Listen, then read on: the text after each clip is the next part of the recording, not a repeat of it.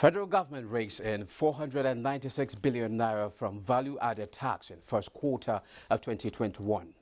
Federal government considers review of pricing template to address NATO request, says Management of Petroleum Equalization Fund. Securities and Exchange Commission set to register foreign stocks, monitor brokers to ensure transparency, plus oil gains after cyber attack forces shutdown of U.S. field pipelines. This is Business Express reaching you from Abuja, Nigeria's capital. I am Musa Abubakar, your guide.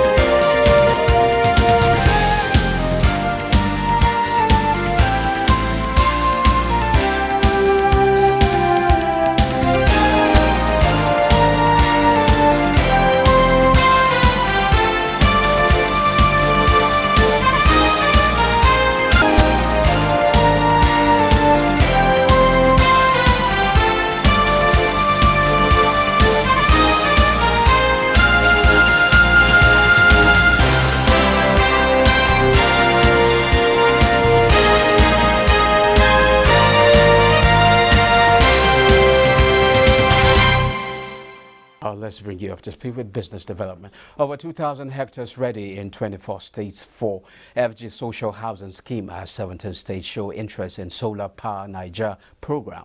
Statement by Lau Akande, Senior Special Assistant to the President on Media Publicity, Office of the Vice President, says that agreement has now been reached with at least one major cement manufacturer in the country to sell at significantly discounted prices as low as 2,600 naira per bag of cement for the social housing project.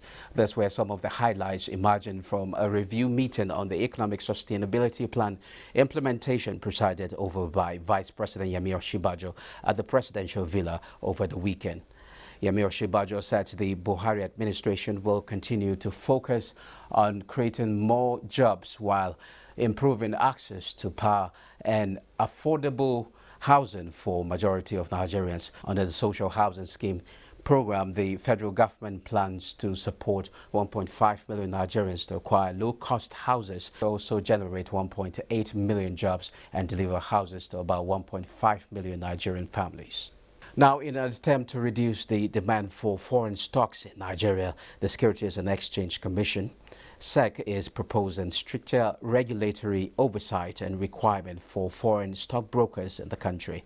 The Executive Commissioner for the Operations of the SEC, Dayo Obisan, revealed that the Commission was planning to actively monitor the local facilitators of foreign stocks.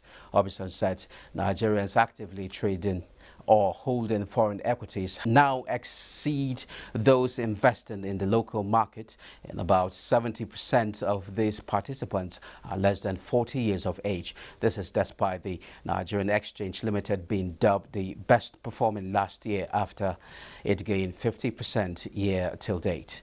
SEC intends to license firms offering foreign stocks under a digital sub-broker regulation, which Obisan says should provide a form of clarity to their activities. Now, the federal government says it will focus more attention on greater development of irrigation facilities across the country and encourage more people into agricultural production. State House correspondent Adam Musambo reports that the President made the pledge during the 6th regular meeting with the Presidential Economic Advisory Council led by Professor Doyin Salami. Describing agriculture as a good way to overcome Nigeria's economic challenges, President Muhammadu Buhari stressed the need for the citizens to go back to the land. Technology, he said, is doing away with petroleum, but Nigeria is lucky to have other resources, especially gas and vast arable land, yet to be adequately explored and exploited. The Presidential Economic Advisory Council had told the President that only 2% of land under cultivation in Nigeria is irrigated. On the security challenges, which the Council says is having great repercussions on the economy, President Buhari charged leadership at every level to go back to the basics, noting that a bottom-up approach is necessary. He decried the situation in which some unscrupulous people tried to undermine every policy of government, irrespective of the good it is meant to achieve for the country. The chairman, Presidential Economic Advisory Council, Professor Doyin Salami, submitted that the global economy has continued to improve as COVID infections drop and rollout of vaccination intensifies. He said the Nigerian economy, though out of recession, remains fragile with rising inflation, unemployment, and weak external account. The council therefore recommended, amongst others, decisive end to all forms of insecurity in the country, mobilization of resources for investment, hastened implementation of agricultural reform policies, passage of the Petroleum Industry Bill, poverty reduction, employment generation, as well as incentives for private investment in irrigation to promote all-year-round farming.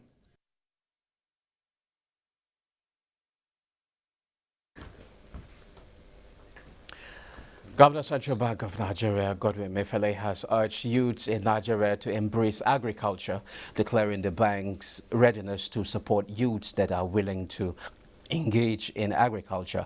This is even as the governor reiterated the bank's opposition to the importation of maize and into Nigeria.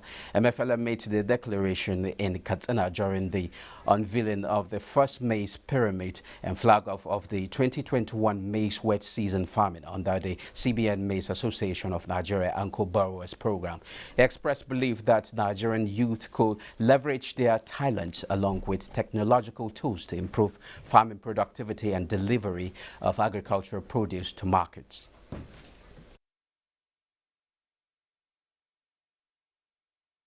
Any attempt by anyone to import maize into Nigeria will continue to be frustrated by the Central Bank of Nigeria. So I will encourage our youth to take the opportunity offered by the CBN governor in financing agriculture. We recognize and hail the CBN governor for injecting 50 billion into commodity exchange market, which for sure shall help in stabilizing the system.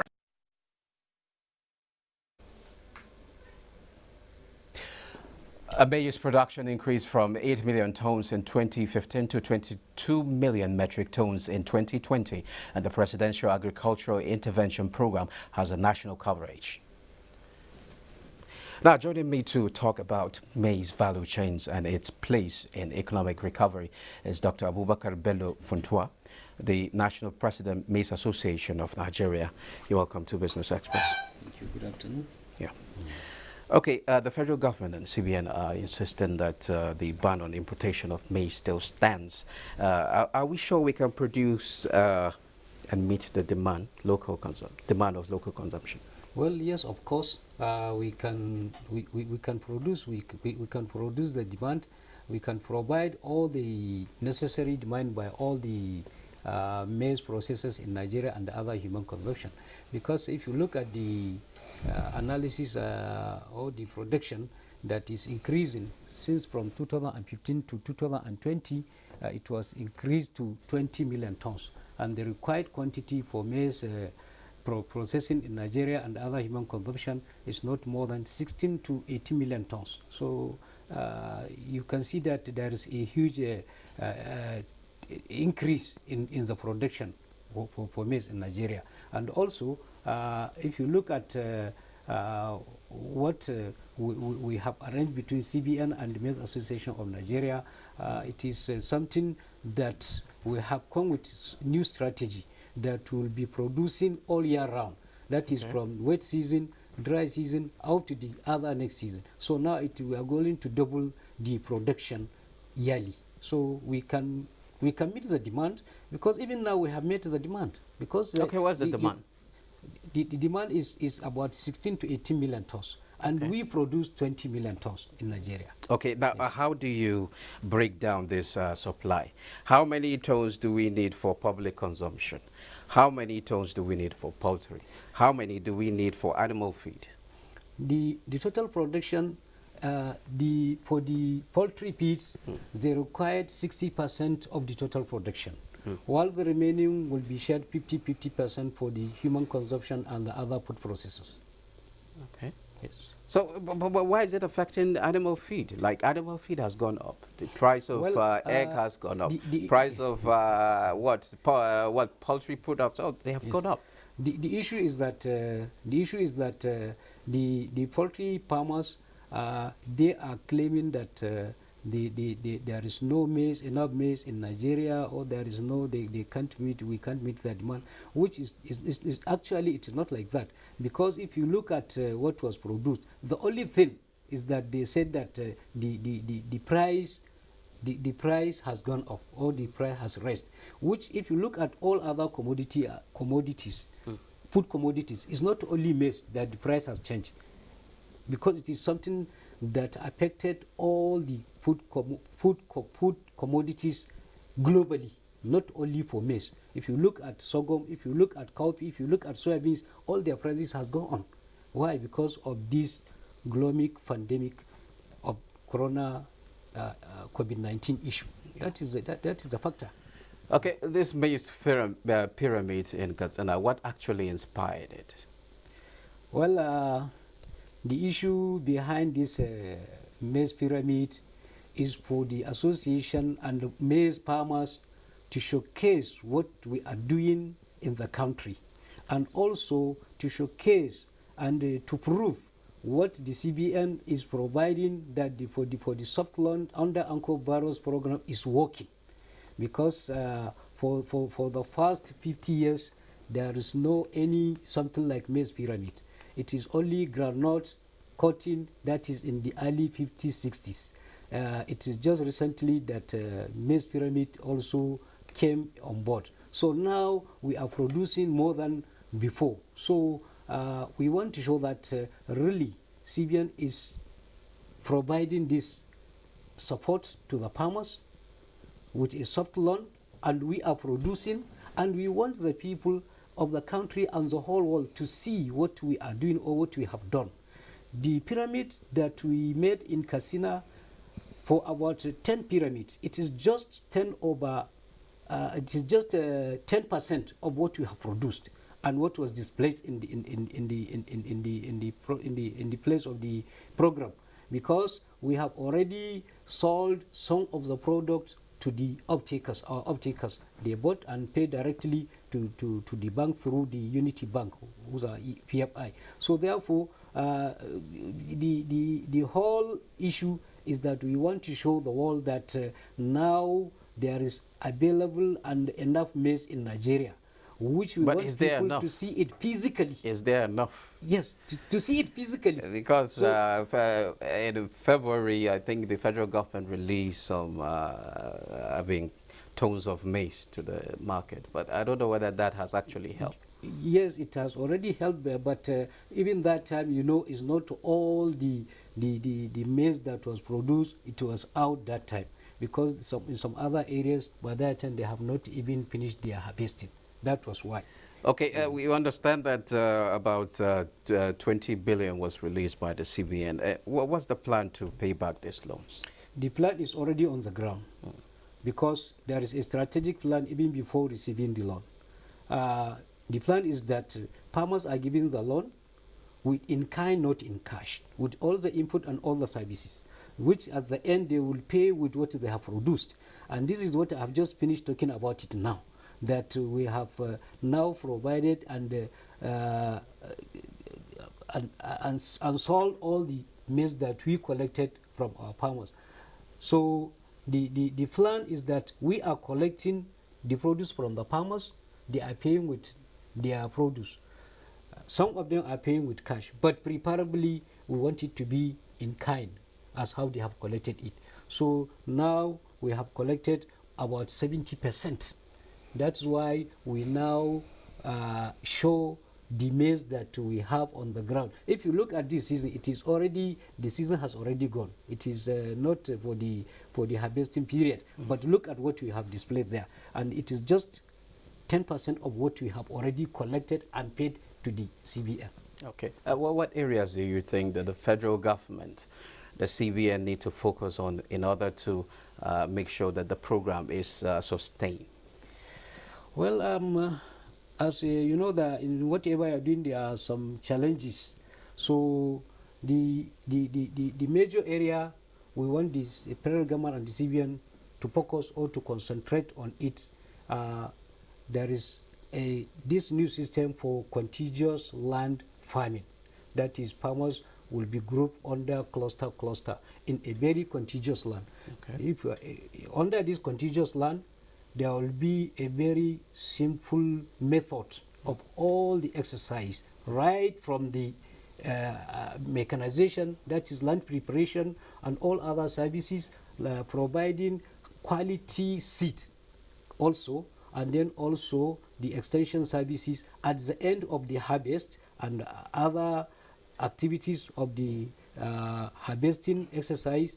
There will be a bumper harvest, and also all the what is the produced will be evacuated at the same time, so that the farmers will pay their loan at once, not scattered. So we want the CBN and the federal government to focus on this, also to provide a soft loan for the farming equipment to the commodity associations, so that it will assist them in making their land preparation. Okay, thank you very much, Dr. Abubakar Bello Funtua, President, Maize Association of Nigeria. Thank you too. Okay. Now, Business Express returns after this break. National Microfinance Bank wishes to inform the general public not to give money to anybody disguising as its staff or agent to secure the COVID-19 Targeted Credit Facility or AGS MEIS loan. However, a training fee is charged by Accredited Entrepreneurship Development Training Institute, EDIs, for the training and business plan for the AGS MEIS loan. Whenever you are in doubt, please call us at 0901 002 6905. If anyone has collected money to help you get the loan, please lodge a complaint on our whistleblowing portal by sending us an email on whistleblower@nmfb.com.ng. National Microfinance Bank also wishes to inform the general public that the COVID-19 Targeted Credit Facility disbursed by our bank is a loan and beneficiaries must pay back with interest. The COVID-19 Targeted Credit Facility should not be misconstrued as a grant from the government. Call 094-621-730 or visit www.nmfb.com.ng for more information.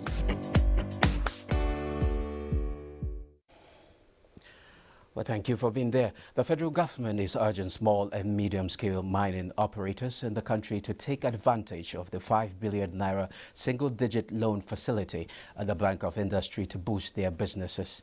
Addressing stakeholders in the mining sector in Akwa Ibom State, Minister of State for Mines and Steel Development, Uchechukwu Oga, said the federal government is passionate about developing the sector in view of its critical role in the economy. They will think it's something for sharing, that is a grant, so they won't want to return it back. But once it is paid, other people can have opportunity to borrow from there. When I went to the BOI, as he mentioned, they told me I need to bring a collateral of about, I think, between 150 million to 200. Is that possible for a small, medium-scale miner? You have, in some cases, 3 or 4 different government institutions coming to you on revenue drive, and you have no choice. Let them try and move everybody along so that when it's our time, we will learn from them. Let them tell us what they want us to do. Now, oil rose on Monday after major U.S. fuel pipeline operator Colonial Pipeline had to shut fuel pipelines due to a cyber attack, raising concerns about supply disruptions and pump price increases. Colonial Pipeline said on Sunday its main fuel lines remain offline after the attack that shut the system on Friday. But some smaller lines between terminals and delivery points were now operational. Brent crude was up by 35 cents at $8.63 a barrel. U.S. West Texas Intermediate crude rose by 24 cents to $65.14. Both benchmarks rose more than 1% last week, their second consecutive weekly gain. Now let's take a trip to the commodities market.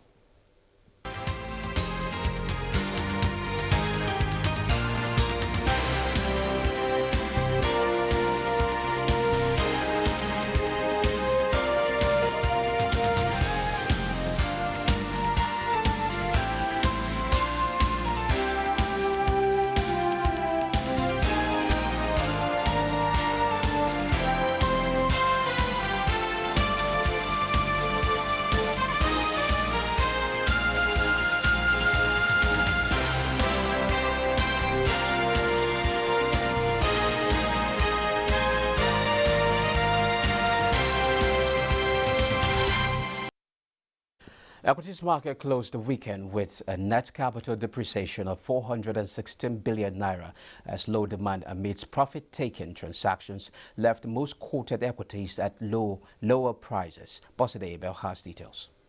Look at market activities on the Nigerian exchange in the outgone week shows that the NGX all-share index and market capitalization depreciated by 1.6% to close the week at 39,198.75, with market capitalization at 20.4 trillion naira.